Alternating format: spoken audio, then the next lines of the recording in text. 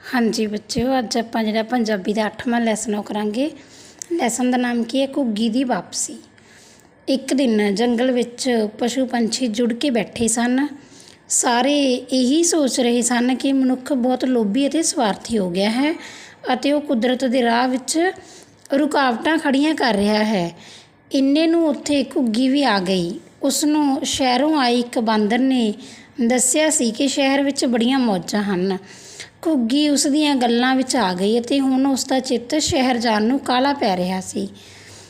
ਘੁੱਗੀ ਆਖਣ ਲੱਗੀ, ਮੈਂ ਹੁਣ ਇਸ ਜੰਗਲ ਵਿੱਚ ਨਹੀਂ ਰਹਾਂਗੀ। ਗਾਲੜ ਨੇ ਪੁੱਛਿਆ, ਕਿਉਂ, ਹੁਣ ਕਿੱਥੇ ਜਾਵੇਂਗੀ? ਕਬੂਤਰ ਨੇ ਵੀ ਨਾਲ ਹੀ ਪੁੱਛਿਆ, ਕੀ ਗੱਲ ਹੋ ਗਈ, ਕਿਸੇ ਨੇ ਕੁਝ ਆਖਿਆ ਤੈਨੂੰ?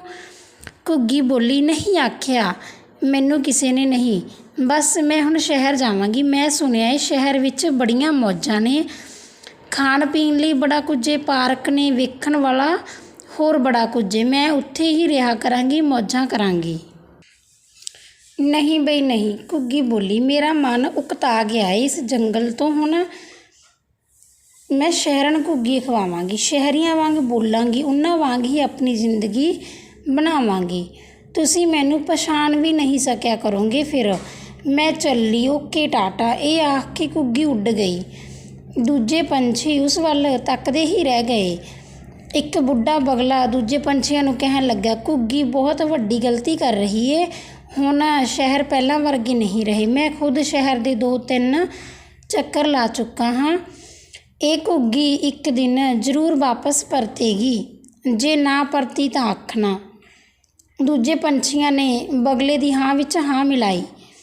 ਘੁੱਗੀ ਉੱਡਦੀ ਗਈ। ਸ਼ਹਿਰ ਜੰਗਲ ਤੋਂ ਕਾਫੀ ਦੂਰ ਸੀ। ਘੁੱਗੀ ਦੇ ਮਨ ਵਿੱਚ ਬੜਾ ਚਾਅ ਅਤੇ ਸ਼ੌਂਕ ਸੀ ਕਿ ਉਹ ਪਹਿਲੀ ਵਾਰ ਸ਼ਹਿਰ ਜਾ ਰਹੀ ਸੀ ਅਤੇ ਉਹਦੇ ਮਨ ਵਿੱਚ ਤਰ੍ਹਾਂ ਤਰ੍ਹਾਂ ਦੀਆਂ ਕਿਆਸ ਅਰਾਈਆਂ ਚੱਲ ਰਹੀਆਂ ਸਨ। ਕਿਆਸ ਅਰਾਈਆਂ ਮਤਲਬ ਕਿ ਜਿਵੇਂ ਆਪਾਂ ਕਹਿੰਦੇ ਅੰਦਾਜ਼ੇ, ਜਿਹੜੇ ਅਨੁਮਾਨ ਸੀ ਉਹ ਚੱਲ ਰਹੇ ਸੀ ਵੀ ਐਂ ਹੋਊਗਾ ਸ਼ਹਿਰ ਦੇ ਵਿੱਚ, ਇਸ ਤਰ੍ਹਾਂ ਹੋਊਗਾ, ਉਸ ਤਰ੍ਹਾਂ ਕਰਕੇ। ਸਵੇਰ ਦੀ ਉੱਡੀ ਹੋਈ ਘੁੱਗੀ ਸ਼ਾਮ ਨੂੰ ਸ਼ਹਿਰ ਨੇੜੇ ਜਾ ਪੁੱਜੀ। ਵਾਹ, ਦੂਰ ਜਗਮਗ ਕਰਦੇ ਉਸ ਵੱਡੇ ਸ਼ਹਿਰ ਦੀ ਚਕਾਚੌਂਧ ਨੂੰ ਵੇਖ ਕੇ ਘੁੱਗੀ ਦੀਆਂ ਅੱਖਾਂ ਖੁੱਲ੍ਹੀਆਂ ਰਹਿ ਗਈਆਂ। ਇੱਕ ਵਾਰ ਤਾਂ ਉਸ ਨੂੰ ਜਾਪਿਆ ਜਿਵੇਂ ਉਹਦੀ ਸਾਰੀ ਥਕਾਵਟ ਹੀ ਲੈ ਗਈ ਹੋਵੇ। ਘੁੱਗੀ ਇੱਕ ਬਿਜਲੀ ਦੇ ਖੰਭੇ 'ਤੇ ਜਾ ਕੇ ਬਹਿ ਗਈ। ਬਿਜਲੀ ਦਾ ਇਹ ਖੰਭਾ ਬੱਸ ਅੱਡੇ ਦੇ ਨੇੜੇ ਹੀ ਸੀ। ਖੰਭੇ ਦੇ ਨਾਲ ਹੀ ਵੱਡੀ ਸੜਕ ਸੀ। ਸੜਕ ਤੋਂ ਸੈਂਕੜੇ ਬੱਸਾਂ, ਕਾਰਾਂ, ਸਕੂਟਰ ਅਤੇ ਟਰੱਕ ਆਦਿ ਲੰਘ ਰਹੇ ਸਨ। ਇੱਥੇ ਤਾਂ ਲੋਕ ਰਾਤ ਨੂੰ ਵੀ ਆਰਾਮ ਨਹੀਂ ਕਰਦੇ, ਕੀ ਇਹਨਾਂ ਨੂੰ ਆਰਾਮ ਦੀ ਲੋੜ ਨਹੀਂ ਹੁੰਦੀ? ਘੁੱਗੀ ਨੇ ਸੋਚਿਆ। ਘੁੱਗੀ ਥਕਾਵਟ ਨਾਲ ਚੂਰ ਹੋਈ ਪਈ ਸੀ। ਅਜੇ ਉਸ ਨੂੰ ਖੰਭੇ 'ਤੇ ਆ ਕੇ ਬੈਠਿਆਂ ਥੋੜ੍ਹੀ ਹੀ ਦੇਰ ਹੋਈ ਸੀ ਕਿ ਹੇਠੋਂ ਵਾਹਨਾਂ ਦਾ ਜ਼ਹਿਰੀਲਾ ਧੂੰਆਂ ਘੁੱਗੀ ਦੀਆਂ ਅੱਖਾਂ ਵਿੱਚ ਪੈਣ ਲੱਗਾ। ਉਸਨੇ ਕੁਝ ਦੇਰ ਲਈ ਆਪਣੀਆਂ ਅੱਖਾਂ ਬੰਦ ਕਰ ਲਈਆਂ। ਕੌੜੇ ਧੂੰਏ ਨਾਲ ਉਹਦੀਆਂ ਅੱਖਾਂ ਵਿੱਚ ਜਲਨ ਹੋਣ ਲੱਗੀ। ਘੁੱਗੀ ਨੇ ਫਿਰ ਸੌਣ ਦੀ ਕੋਸ਼ਿਸ਼ ਕੀਤੀ, ਪਰ ਬੱਸਾਂ, ਕਾਰਾਂ ਆਦਿ ਵਾਹਨਾਂ ਦੇ ਲਗਾਤਾਰ ਵੱਜਦੇ ਹਾਰਨਾਂ ਨੇ ਉਸਨੂੰ ਕਿੱਥੋਂ ਸੌਣ ਦੇਣਾ ਸੀ। ਘੁੱਗੀ ਨੇ ਆਪਣੇ ਆਪ ਨੂੰ ਕਿਹਾ, ਹਾਏ ਰੱਬਾ, ਰਾਤ ਨੂੰ ਵੀ ਇੰਨਾ ਰੌਲਾ ਰੱਪਾ, ਜੰਗਲ ਵਿੱਚ ਤਾਂ ਅਜਿਹਾ ਕੁਝ ਨਹੀਂ ਸੀ। ਉੱਥੇ ਤਾਂ ਅਸੀਂ ਕਦੋਂ ਦੇ ਸੌਂ ਜਾਂਦੇ ਹਾਂ। ਉੱਥੇ ਕੋਈ ਰੌਲਾ ਰੱਪਾ ਵੀ ਸਾਡੇ ਸੁੱਖ ਆਰਾਮ ਵਿੱਚ ਵਿਘਨ ਨਹੀਂ ਪਾਉਂਦਾ ਸੀ।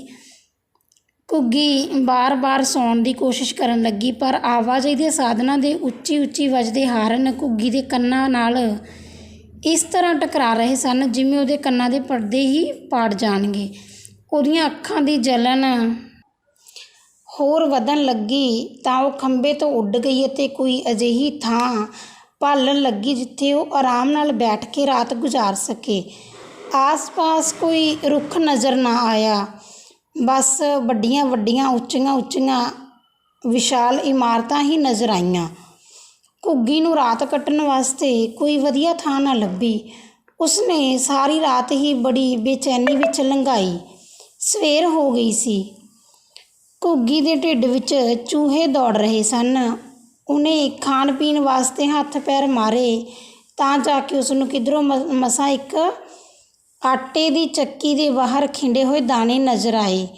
ਉਹਨੂੰ ਕੁਝ ਧਰਵਾਸ ਮਿਲਿਆ। ਧਰਵਾਸ ਦਾ ਮਤਲਬ ਕੀ ਹੁੰਦਾ? ਵੀ ਹੌਂਸਲਾ ਜਿਹਾ, ਜਿਵੇਂ ਆਪਾਂ ਕਹਿੰਦੇ ਬੇਟਾ ਵੀ ਆਪਾਂ ਮਨ ਨੂੰ ਯਕੀਨ ਜਿਹਾ ਹੋ ਗਿਆ ਵੀ ਹਾਂ ਚਲ ਕੁਝ ਖਾਣ ਨੂੰ ਹੈਗਾ। ਉਹਨੇ ਅਜੇ 2-4 ਦਾਣੇ ਹੀ ਮੂੰਹ ਵਿੱਚ ਪਾਏ ਸਨ ਕਿ ਇੱਕ ਅਵਾਰਾ ਮੁੰਡੇ ਨੇ ਇੱਕ ਰੋੜਾ ਚੁੱਕ ਕੇ ਉਸਦੇ ਮਾਰਿਆ।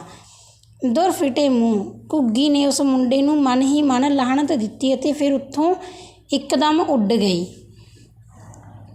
ਘੁੱਗੀ ਉੱਥੋਂ ਉੱਡੀ ਅਤੇ ਸ਼ਹਿਰ ਦੇ ਬਾਜ਼ਾਰ ਵੇਖਣ ਲਈ ਚਲੀ ਗਈ। ਉੱਡਦੀ ਉੱਡਦੀ ਉਹ ਇੱਕ ਅਜਿਹੀ ਜਗ੍ਹਾ 'ਤੇ ਪੁੱਜੀ ਜਿੱਥੇ ਇੱਕ ਰੇਹੜੀ ਛੋਲੇ ਕੁਲਚਿਆਂ ਵਾਲੀ ਸੀ। ਰੇਹੜੀ 'ਤੇ ਜਿਹੜੇ ਲੋਕ ਜੁੜੇ ਹੋਏ ਸਨ ਉਹ ਕਾਫੀ ਗਰੀਬ ਦਿਖਾਈ ਦੇ ਰਹੇ ਸਨ। ਰੇਹੜੀ ਵਾਲੇ ਦੀ ਰੇਹੜੀ 'ਤੇ ਸਫਾਈ ਦਾ ਕੋਈ ਨਾਂ ਨਿਸ਼ਾਨ ਨਹੀਂ ਸੀ। ਛੋਲੇ ਕੁਲਚਿਆਂ ਉੱਪਰ ਮੱਖੀਆਂ ਭਿੰਨ ਭਿੰਨ ਕਰ ਰਹੀਆਂ ਸਨ। ਭਾਂਡੇ ਵੀ ਚੰਗੀ ਤਰ੍ਹਾਂ ਸਾਫ਼ ਨਹੀਂ ਸਨ ਧੋਤੇ ਜਾ ਰਹੇ। ਇੱਕ ਮੁੰਡੂ ਜੂਠੇ ਭਾਂਡਿਆਂ ਨੂੰ ਇੱਕ ਨਿੱਕੀ ਜਿਹੀ ਪਾਣੀ ਵਾਲੀ ਬਾਲਟੀ ਵਿੱਚ ਡੁਬੋ ਕੇ ਬਾਹਰ ਕੱਢ ਲੈਂਦਾ। ਫਿਰ ਇੱਕ ਨਿੱਕੇ ਜਿਹੇ ਮੈਲੇ ਅਤੇ ਪੁਰਾਣੇ ਜਿਹੇ ਕੱਪੜੇ ਨਾਲ ਸਾਫ਼ ਕਰਕੇ ਰੇਹੜੀ ਉੱਪਰ ਰੱਖ ਦਿੰਦਾ। ਰੇਹੜੀ ਵਾਲਾ ਇਹਨਾਂ ਵਿੱਚ ਛੋਲੇ ਕੁਲਚੇ ਪਾ ਕੇ ਗ੍ਰਾਹਕਾਂ ਨੂੰ ਦੇ ਰਿਹਾ ਸੀ। ਇੱਥੇ ਤਾਂ ਬਿਲਕੁਲ ਸਫਾਈ ਨਹੀਂ। ਇਹ ਰੇਹੜੀ ਨਹੀਂ ਸਗੋਂ ਬਿਮਾਰੀ ਦੀ ਦੁਕਾਨ ਹੈ। ਪਤਾ ਨਹੀਂ ਲੋਕ ਕਿਵੇਂ ਖਾ ਰਹੇ ਨੇ। ਘੁੱਗੀ ਦਾ ਮਨ ਖਰਾਬ ਹੋ ਗਿਆ। ਉਹ ਉੱਥੋਂ ਉੱਡੀ ਅਤੇ ਅੱਗੇ ਚਲੀ ਗਈ। ਉਹ ਚਾਹੁੰਦੀ ਸੀ ਕਿ ਕਿਸੇ ਅਜਿਹੀ ਜਗ੍ਹਾ ਜਾਵੇ ਜਿੱਥੇ ਉਹ ਚੰਗੀ ਤਰ੍ਹਾਂ ਆਪਣੀ ਥਕਾਵਟ ਲਾ ਸਕੇ, 2-4 ਘੜੀਆਂ ਆਰਾਮ ਨਾਲ ਮਤਲਬ ਸੌਂ ਲਵੇ। ਉਹ ਕਿਸੇ ਹੋਰ ਚੂਰ ਰੁੱਖ ਦੀ ਭਾਲ ਕਰਨ ਲੱਗੀ, ਪਰ ਜਿਹੜੇ ਵੀ ਰੁੱਖ ਉਹਨੂੰ ਨਜ਼ਰ ਆਏ ਉਹ ਰੁੰਡ ਮੁੰਡ ਸਨ। ਉਹਨਾਂ ਦੀ ਹਾਲਤ ਅਜਿਹੀ ਸੀ ਜਿਵੇਂ ਉਹਨਾਂ 'ਤੇ ਕਦੇ ਬਹਾਰ ਹੀ ਨਾ ਆਈ ਹੋਵੇ। ਘੁੱਗੀ ਇੱਕ ਉੱਚੇ ਟਾਵਰ 'ਤੇ ਜਾ ਬੈਠੀ। ਉਹਨੇ ਵੇਖਿਆ ਇੱਕ ਜਗ੍ਹਾ ਵੱਡੀਆਂ ਵੱਡੀਆਂ ਇਮਾਰਤਾਂ ਸਨ ਜਿਨ੍ਹਾਂ ਵਿੱਚ ਬਹੁਤੀਆਂ ਛੱਤਾਂ ਟੀਨ ਦੀਆਂ ਬਣੀਆਂ ਹੋਈਆਂ ਸਨ। ਇਹ ਫੈਕਟਰੀਆਂ ਸਨ।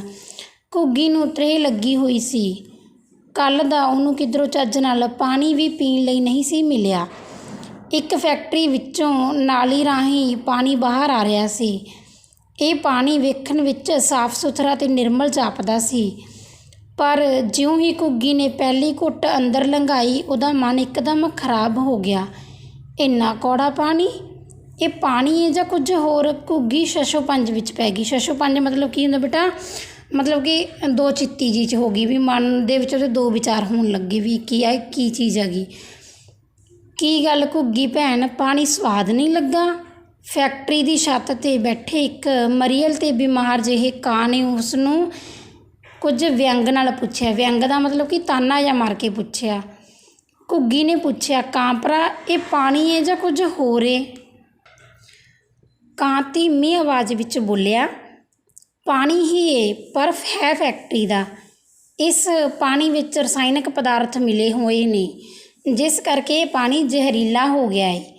ਇਹ ਪੀਣ ਦੇ ਕਾਬਿਲ ਨਹੀਂ। ਮੈਨੂੰ ਮਜਬੂਰੀ ਵਿੱਚ ਕਦੇ ਕਦੇ ਪਾਣੀ ਪੀਣਾ ਪੈਂਦਾ ਏ ਕਿਉਂਕਿ ਮੈਂ ਬਿਮਾਰ ਹਾਂ ਅਤੇ ਉੱਡ ਕੇ ਦੂਰ ਨਹੀਂ ਜਾ ਸਕਦਾ। ਫਿਰ ਤਾਂ ਤੇਰੀ ਬਿਮਾਰੀ ਦਾ ਕਾਰਨ ਵੀ ਇਹੋ ਜ਼ਹਿਰੀਲਾ ਪਾਣੀ ਹੀ ਹੋਵੇਗਾ? ਘੁੱਗੀ ਨੇ ਪੁੱਛਿਆ। ਹਾਂ, ਬਿਲਕੁਲ ਠੀਕ ਕਿਹਾ ਤੂੰ। ਜੇ ਤੂੰ ਵੀ ਇਹ ਪਾਣੀ ਪੀਂਦੀ ਰਹੀ ਤਾਂ ਤੂੰ ਵੀ ਮੇਰੇ ਵਰਗੀ ਹੀ ਹੋ ਜਾਵੇਂਗੀ। ਮੇਰੇ ਬਹੁਤ ਸਾਰੇ ਸਾਥੀ ਇਹਨਾਂ ਕਾਰਖਾਨਿਆਂ ਵਿੱਚੋਂ ਨਿਕਲਣ ਵਾਲਾ ਜ਼ਹਿਰੀਲਾ ਪਾਣੀ ਪੀ ਪੀ ਕੇ ਮੌਤ ਨੂੰ ਪਿਆਰੇ ਹੋ ਗਏ ਨੇ। ਕਾਂ ਬੋਲਿਆ। ਘੁੱਗੀ ਦਾ ਦਿਲ ਡਰ ਨਾਲ ਧੱਕ ਧੱਕ ਕਰਨ ਲੱਗਾ। ਫੈਕਟਰੀ ਦੇ ਧੂੰਏਂ ਨਾਲ ਉਸਦਾ ਸਾਹ ਲੈਣਾ ਫਿਰ ਔਖਾ ਹੋ ਗਿਆ। ਉਹਨੂੰ ਕੁਝ ਵੀ ਨਾ ਸੁੱਝਿਆ ਕਿ ਉਹ ਕੀ ਕਰੇ ਅਤੇ ਕੀ ਨਾ ਕਰੇ। ਉਹ ਉੱਥੋਂ ਉੱਡੀ। ਸ਼ਹਿਰ ਤੋਂ ਉੱਡਦੀ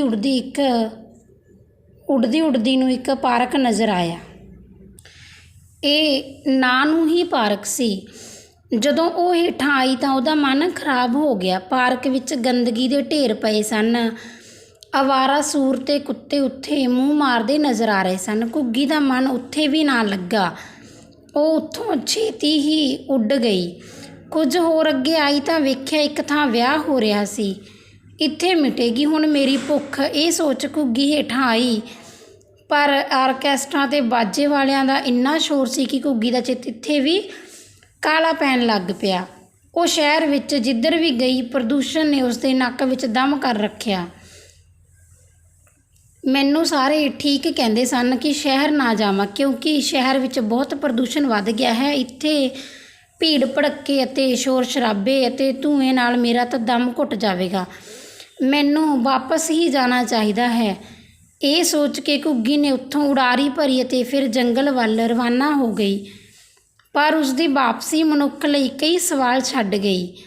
ਇੱਕ ਸਵਾਲ ਇਹ ਵੀ ਸੀ ਕਿ ਜੇ ਮਨੁੱਖ ਇਸੇ ਤਰ੍ਹਾਂ ਹੀ ਪ੍ਰਦੂਸ਼ਣ ਪੈਦਾ ਕਰਦਾ ਰਿਹਾ ਤਾਂ ਕੀ ਉਸ ਦੀ ਆਪਣੀ ਜ਼ਿੰਦਗੀ ਬਚੀ ਰਹਿ ਸਕੇਗੀ।